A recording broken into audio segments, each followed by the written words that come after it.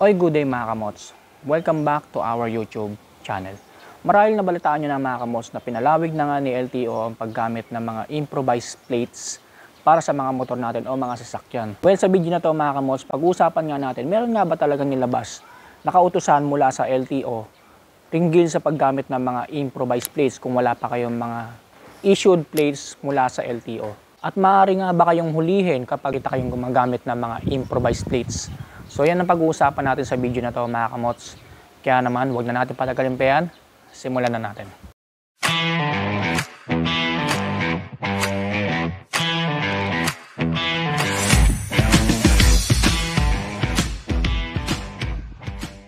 Before we proceed to our video mga kamots, disclaimer lang, hindi tayo konektado sa kahit anong ahensya ng gobyerno, particularly sa LTO.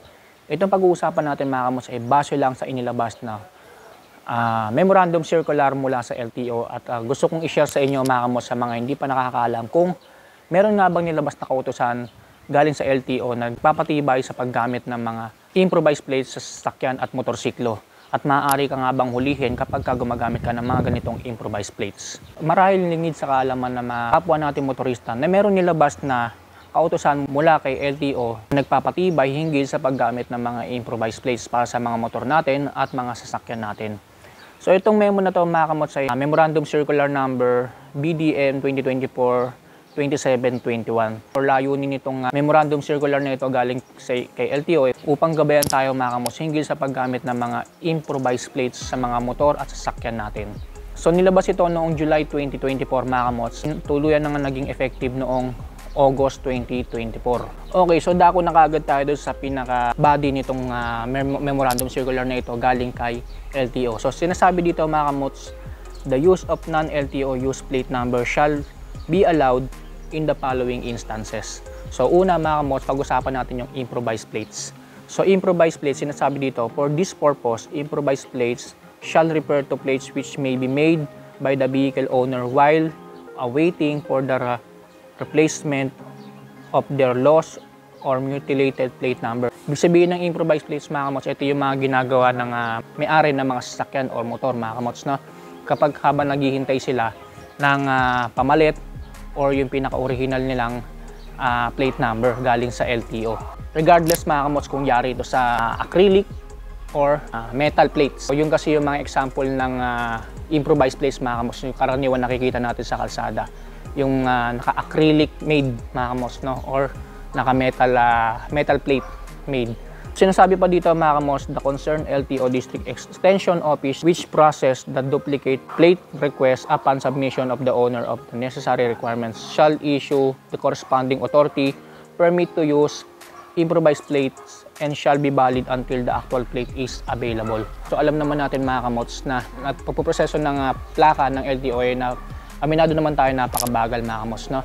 So kaya naman naglabas sila ng ganitong kautusan hinggil sa paggamit ng improvised plates.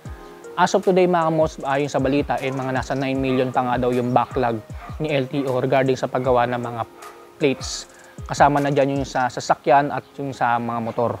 Ayan, so 9 million, so medyo marami-rami pa talaga yung backlog nila. And to be perfectly honest mga kamots, yung motor natin na sa Blackibit, wala pa rin talagang plaka hanggang ngayon. 2019 ko siya nakuha sa kasa mga kamots, until now, magta-2025 na, wala pa rin talagang plaka. Base rin kasi kay LTO mga kamots at sa kasa, yung mga 2019 na pababa, yun daw talaga yung mga hindi pa talaga na-i-issuehan ng panibagong plaka o yung original plate. Para sa akin, napaka-unfair naman nun mga kamots, no? So, parang nauna pa yung mga bagong motorsiklo na magkaroon ng plaka kaysa doon sa mga luma. Ayan. So yun lang yung opinion ko, no. Ano-ano ba yung mga example ng itsura ng dapat nating ilagay na improvised plates sa mga motor natin at sasakyan natin. Ayon sa standard ni LTO mga kamots, dapat is puti yung background. And then dapat walang gaano mga nakalagay doon. Yung pinaka plate number mo lang, ayan, kung meron ka ng plate number o di kaya naman yung MB file number. And then yung mga text niya or yung font dapat malaki. Kitang-kita siya mga kamots, no. So wag kayong gagamit ng improvised plates na kulay itim ang background. So bawal na bawal yun mga kamots. Tapos yung mga number is maliliit pa. So dapat medyo meron niyang sinusunod na laki mga kamots para makapag-comply tayo sa tinatawag na rules and regulation regarding sa paggamit ng improvised plates. Ayan.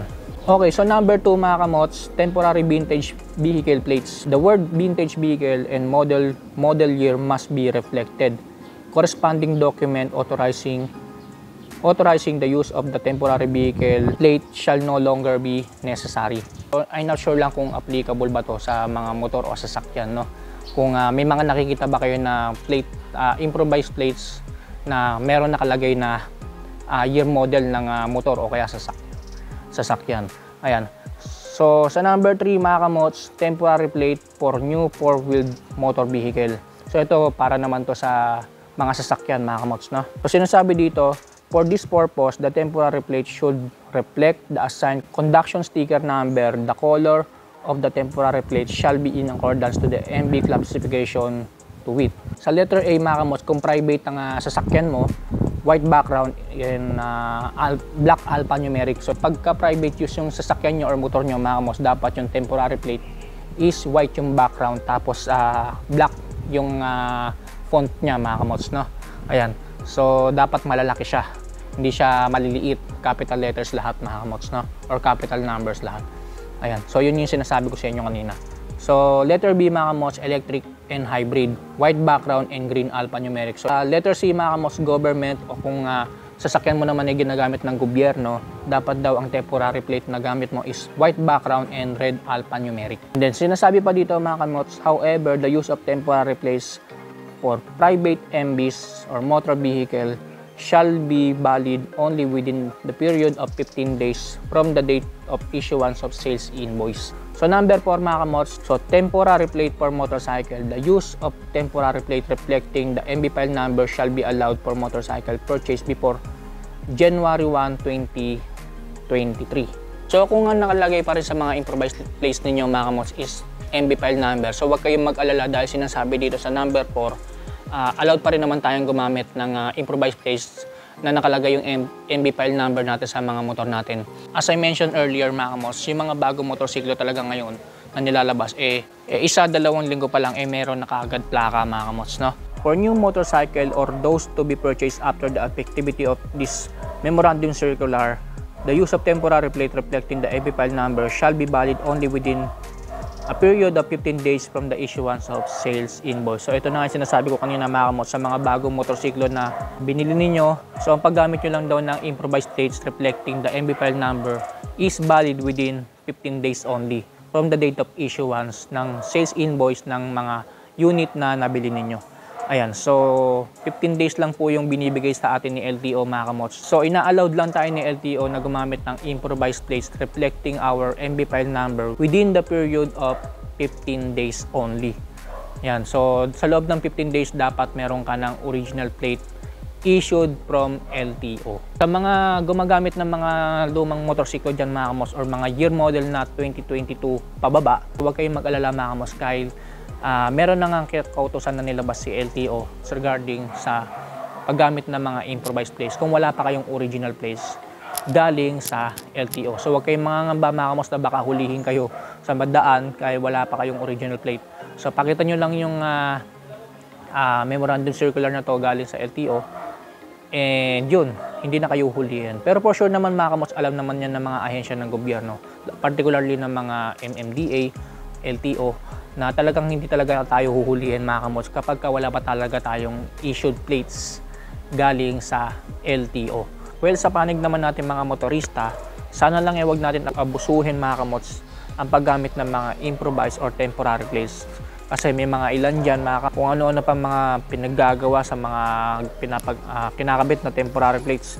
May mga kung ano-ano pa mga nakasulat, mga kung ano-ano pa mga decoration na hindi naman dapat kailangan makita sa plaka. Ayusin natin yung paggamit ng temporary plate or improvised plate. Kung alam naman natin na hindi masyadong visible yung mga letra or numbers na nakasulat doon sa plaka, baguhin natin mga kamos, no? Pwede na kasi tayong mapenaltihan ng LTO kapag nahuli tayong gumagamit ng sira or damage na temporary plate mga kamos, no?